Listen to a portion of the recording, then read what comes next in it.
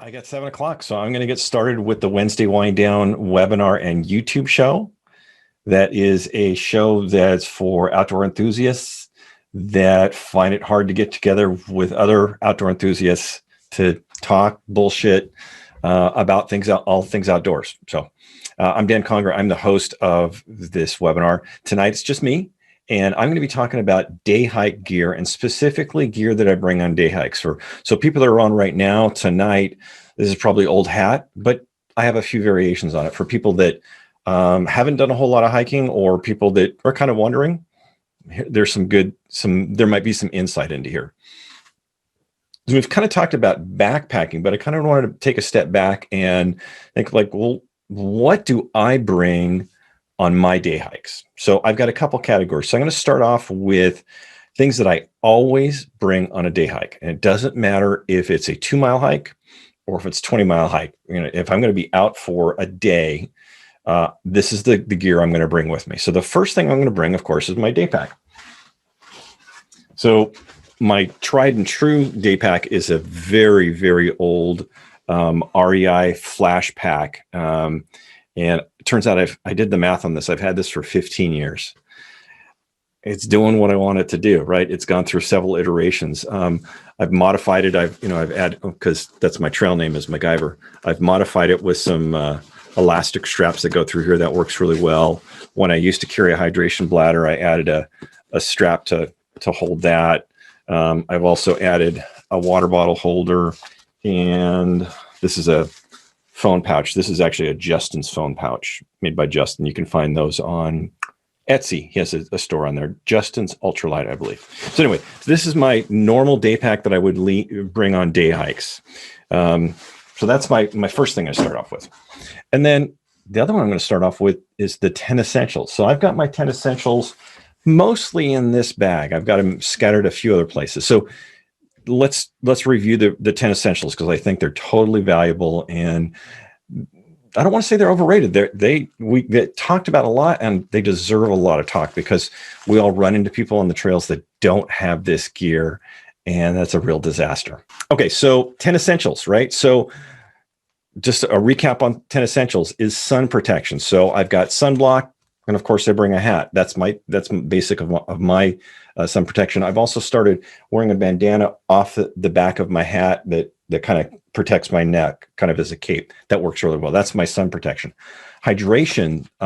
For a few years, I've been using smart water bottles. So depending upon my trip, I may bring multiple smart water bottles. And since I have that Justin's ultralight bottle holder, that can fit right on my sternum strap or my shoulder strap, and I can drink from that. That's my hydration. If I'm going on a place where it's a possibility that there's going to be water, that I can get water along the way, I might bring less water, and then of course bring a filter. That would be part of my hydration. Insulation is another one of the 10 essentials. So of course there's the clothing you're going to wear, but I always want to bring at least one extra layer. So in the summer, it might be my super thin, ultra light little windbreaker shell. That might be all it is. And the winter, it might be my extra layer, might be a layer of down that if things go sideways and we need to hunker down, that's going to be my extra layer. And actually, winter, I might carry 2 extra layers. Kind of depends on where I'm going. Maybe in the heat of the summer, an extra layer is an extra t-shirt, right? But it's always one more. If you get out of your car or your truck at the trailhead and you're putting on all your clothes, everything you brought, didn't bring quite enough. You should have one extra thing in your pack to have for later on. So that's the insulation.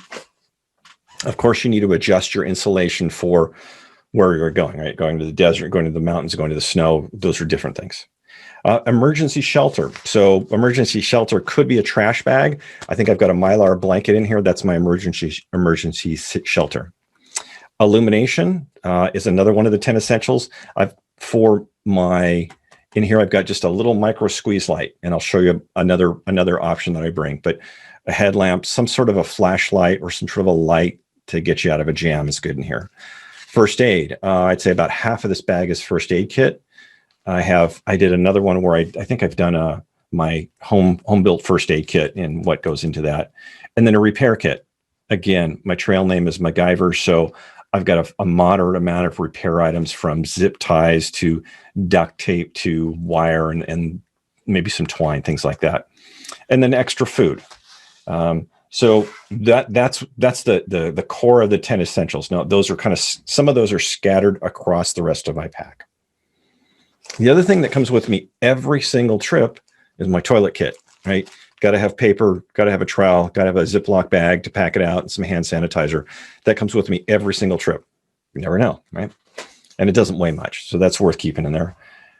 The other one that comes with me every single time is snacks. So this is an old nylon stuff sack. It's a Sil nylon stuff sack that I've got some lighter sacks, but this is my day pack one, and I keep all my snacks in here. So this is it. Now, something that I do for my extra food is I kind of have a rotating snacks in here, different things. And I think I have some stuff left over from my last trip. Oh yeah, I even have some trash left over from my last one. But I try and find something that I don't really like all that much. And I don't really like packaged peanut butter too much. It's really dry. So this has been in there for quite some time. And actually, I need to look at it. This is still 2020, so this is still good. But at some point, I've had some that were a couple years old. But if you find something that you aren't really anxious to eat, it'll probably always be there. So there's a couple, and I also have like maybe some nuts that are never quite my go-to thing. So I have one or two things that are always kicking around in there. 3-year-old Cliff Bar would work, yeah. What was the other one I used to use? Was they weren't the Cliff Bars, but they were the hard. Oh, it was Power Bar, but the hard ones that were like taffy, but worse than that, like roofing tar. That's a good one. That's like emergency rations almost. So that's my snacks. Of course, I already mentioned, the water. Just knock that off the counter. I already mentioned the water that I'm using. The other one that comes with me every single trip is a personal locator beacon. And this is something I started carrying maybe about 5 years ago. I think I rented it once for a summer trip, and then I started carrying it. And it isn't particularly bigger. It isn't a whole lot larger than the old flip phones, a little bit larger. But, it's got a antenna in here. And I'm realizing I want to do a show on personal locator beacons. So that's the antenna, and you press the button, and that's the oh shit button, right? The trip's over, something serious is going on, and that's all this does is just send out, oh shit, I'm in trouble, and your location. And I think it has a flashing light in there too. Very, very robust, does only one thing, and it does it really, really well. So this comes with me every single trip, even if it's a 2-mile trip. The other thing that comes with me every year, every trip, is my phone. And I didn't always bring my smartphone with me. And once I started using navigation and using it, actually, when I first started using it for my camera, it came with me all the time. So I now have a pouch where it will fit on my shoulder strap. It is my works phone, so I do have to be extra careful with it, but it comes with me every trip. And then the extra layer of clothing that we talked about. So that's stuff that comes with me, everyone. I think the other one that's in my, I've got 2 others that come with me every time is, this is a Leatherman squirt. And this particular one actually has pliers because that was important to me. And this one also has a small pair of scissors and a small blade. So tiny, tiny knife. It's not a big survival knife. It's nothing that you'd be chopping down trees with. Crocodile Dundee would not believe that this is a knife, but does what I need it to do. And then the other thing that's always in my kit is a pair of sunglasses. And that probably goes into that sun protection. Don't always wear them. I only bust them out sometimes, but sunglasses are really good. And since I wear prescription glasses, that's particularly important. Okay, so that's what comes with me every single time, regardless of where I'm going. Then I've got the next category, and things I would call things that are nice to have. They're niceties. And you'll probably find 2 or 3 of these things in my pack every single time. And one of them that is a nicety that weighs next to nothing is a bug net. And depending upon the time of year, especially in our San Diego mountains, I'll be at Palomar or Laguna, and the gnats. It's not the mosquitoes, right? Mosquitoes are on the summer trips and the lakes and all that stuff in the marsh areas. But on our local mountains, you're going to run into those stupid gnats. Maybe they're going to be in your mouth, or your in your eyeballs. This is super light. I think it's worth carrying all the time. I often shove it in my first aid bag, or actually I have a small zippered DCF bag that I keep it in. So relatively light, but I think it's worth carrying all the time. So not a whole lot to it. You'll probably find that with me most times. The other thing you'll probably find with me many times is some gloves. Now I'll talk about gloves a couple of times. So if I'm wearing trekking poles, or even if I'm not using trekking poles, I'll have some sun gloves, right? Some fingerless sun gloves. Those are really nice to have. I haven't been using trekking poles on my day hikes too often. I think I might be transitioning to only using trekking poles for really major elevation day hikes and for backpacks. We'll see. But that's where I'm kind of going right now. So this is one option. The other option is we were just out in the desert a couple of weeks ago, and I was mad that I didn't bring my work gloves.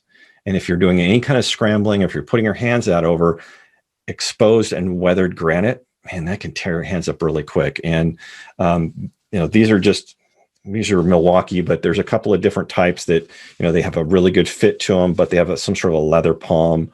They won't last real long for work gloves or for handling exposed weathered rock. It'll tear them up before too long, but these are still pretty good shape. Great for some just basic hand protection. So you may find these in my pack sometimes. Another one you'll probably find quite often is a couple of trash bags. So there's a couple of things that I'm going to use this for. Besides that, I have a trash bag in my 10 Essentials. That's a 30-gallon trash bag. I packed it down. That probably will never come out unless if there's something pretty serious. Or maybe I need to go sledding in the snow and I forgot something. What's nice about these are some kitchen. I think these are some kitchen bags that I actually just took from underneath my kitchen sink. The kitchen bag or that size seems to work really good if you're finding trash out on the trail, right? So leave no trace, but we also want to be good stewards and pick up after other people that have not been good stewards. So pick up their crap whenever you can. Keep a bag for it, right? That's really good. The other reason I carry it is especially in wetter weather.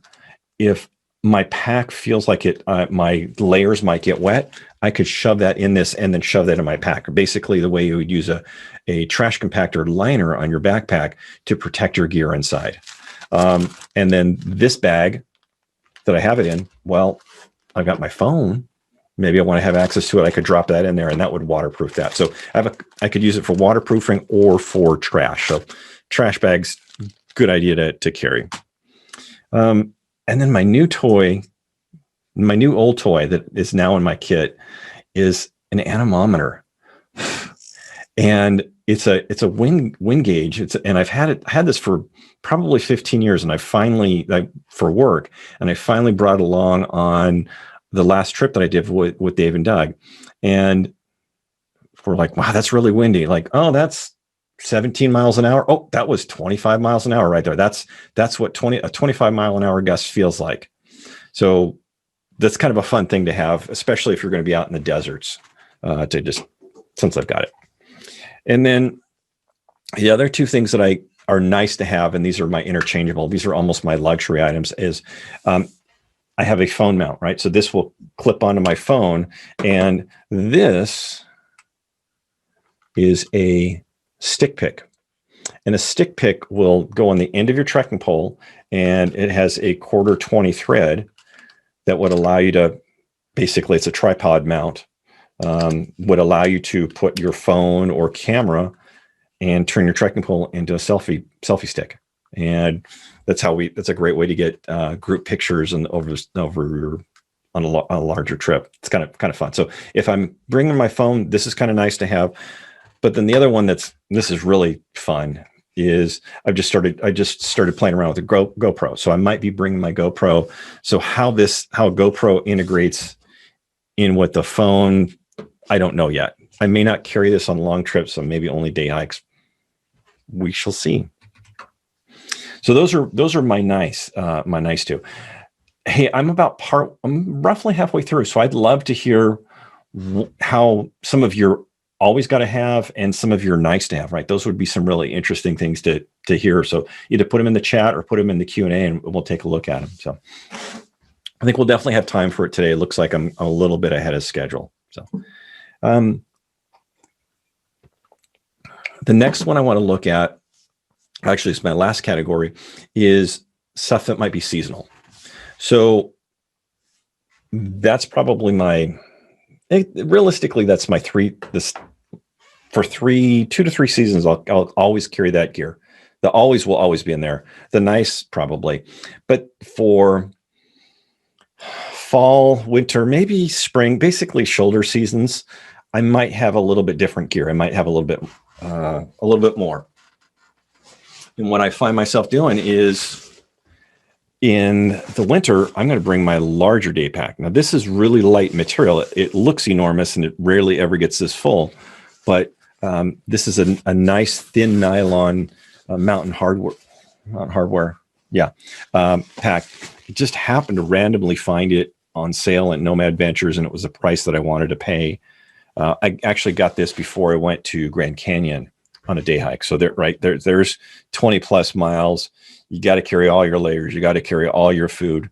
Not a whole lot of structure to it, but definitely has some volume. So what's nice about this is those extra layers, right? So if I'm going on a snow day hike, that little red one is not going to hold all the crap I need.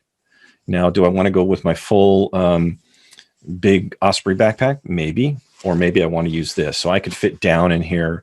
I could even fit a stove in here. I could fit, additional, more gear than I might need. So big layers, maybe big light stuff. This works fantastic. I added the stretch cord on this one, and same thing. I've added, the phone case and the water bottle. There it is, water bottle holder on this one as well. So this one is kitted out just like my small one, but this is probably going to be my winter, and it might be winter in the desert. So this is what I used when I was in the desert last week. Wanted to carry some extra water. The day hike might be longer, didn't know. So this, for longer adventures, this is definitely works really well. And then anytime it's going to be particularly cold, that's going to be my go-to.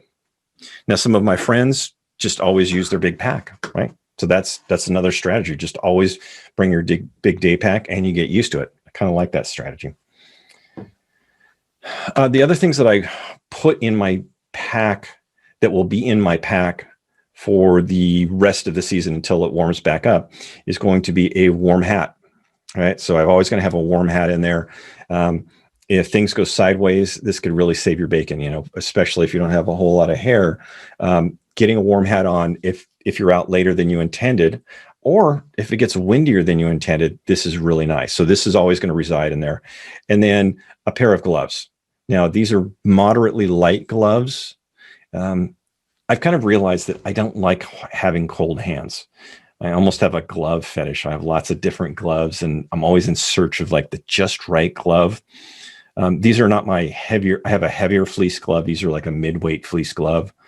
So these two will live in my pack until it warms back up. Okay. So if it gets cold. Now, days are shorter in the winter. All right. It's 5:30, maybe it's dark. Well, what if things get sideways and 5:30 in the summer? I'll start a hike at 5:30 in the evening, and I better be done. I better be done by back to the car by 5:30. So I definitely will be I carry a headlamp during these. Now, I said I carry a small squeeze light. That's maybe a little pushing it a little bit. Maybe that's a little too risky. Maybe it would be better to carry a headlamp. I have a lighter headlamp now for my overnight kit. This is my older one that I've used. This has definitely got some weight to it. I think it's only about 3 ounces. So that's my that's going to stay in there for the colder seasons. So a little bit of a duplication on it, but a squeeze light isn't going to do much for you. So that's only going to help you find your pack and won't help you navigate. This, if I had to hike for an hour or two in the dark, this would be what I'd want. So I probably won't carry this in the summer because the odds of me being back after dark in the summer are very, very slim. So You do you. So that's really, oh, one last thing though, in my maybe category is trekking poles, right? So I kind of mentioned earlier, I'm thinking about not using trekking poles for day hikes. I know that if well, in our desert hike, no, it wasn't. I was day hiking someplace. I did a day hike this last week and went to Clevenger Canyon North and went to the top. And I had about 1,000-foot descent down to the creek. And I remember a couple years ago, I actually ran down that and I had trekking poles. And I wasn't running. I was taking my time coming down these big steps. I didn't have my trekking poles. So for major elevation change hikes, trekking poles would definitely come on my day hikes. Other than that, they'll probably wait. So we've got some great comments here. So I want to take a look through this. So a good question from Doug. He says, does the equipment for unintended overnight varies based on overnight temp or weather? Well, I'm going to clean that up and paraphrase that a little bit because I don't know if I know exactly what Doug means. But obviously, when I said my extra insulation, right? Well, this is nothing. This is the weight of a long sleeve shirt. This would do very little, but maybe cut the breeze on me. Well, if it's 40 degrees or 30 degrees, that's not going to help me, right? So my extra layers, of course, will be adjusted. My strategy for layers is I will bring a lot of extra crap to the trailhead. And if the trailhead is representative of where I'm going to be hiking, I might put on just about all my gear as I'm getting out of the car. Well, we did that in the desert about a month ago. It was really, really windy. It was moderately cool, but it was very windy. And we probably had 30-mile-an-hour winds for a good portion of it. And I stepped out for 2 minutes, got back in the car and just put all the stuff in there. I've had other trips where I leave 3/4 of that gear in the car and I don't even bring it. I'll just bring one extra layer. So definitely it's adjusted for where I'm going and the seasonality of it. I think the other one is if there's a chance of rain, right? Then the chance of precipitation, you're going to bring those extra things. So I would, if there's a chance of rain, I am going to bring a hard shell. And that's what's kind of nice about that elastic on the outside. It gives you the option of putting something else on there if you aren't going to be wearing it. Okay. I like the one about a comment on, it must be a Mary Poppins backpack. I'm like, well, maybe so. Another good comment is on a winter snow hike, definitely want to have stuff enough to spend out overnight. Maybe not a comfortable night, but you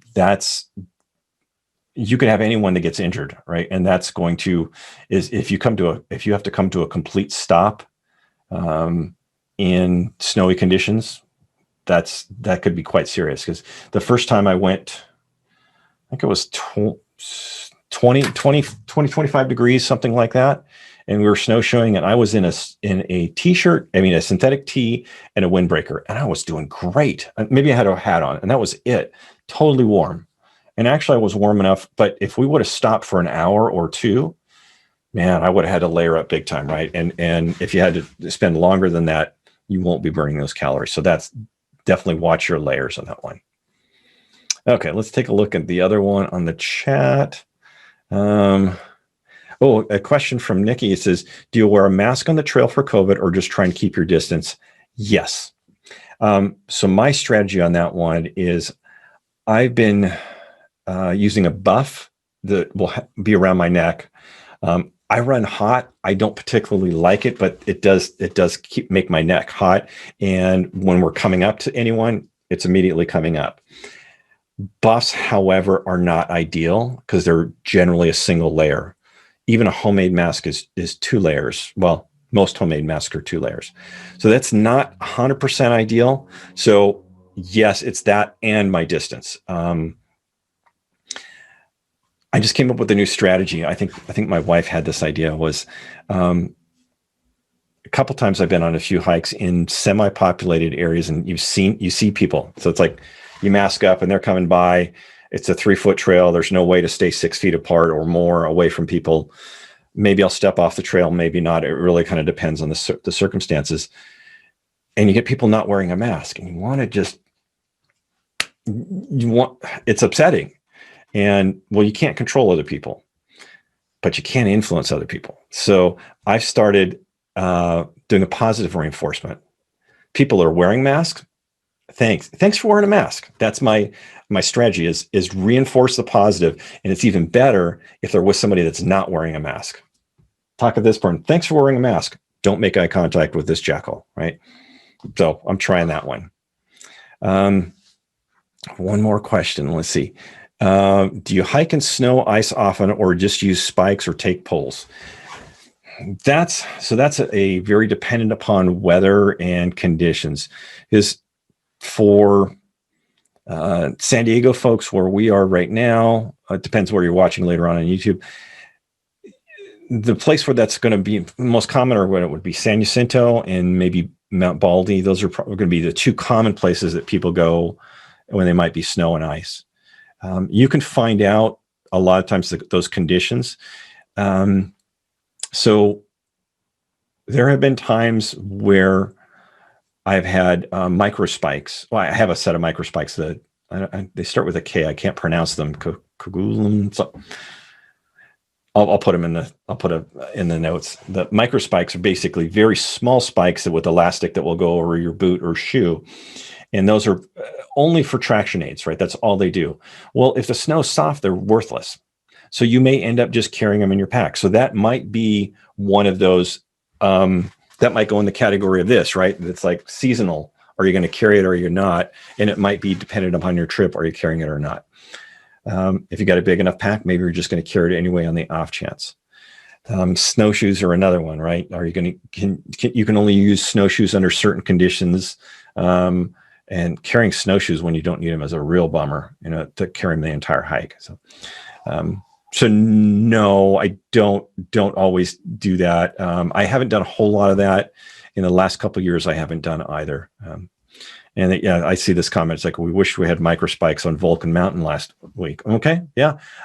And that's not particularly steep, but I bet it would be steep enough and slippery enough, and then icy in the shade. So I could definitely see that.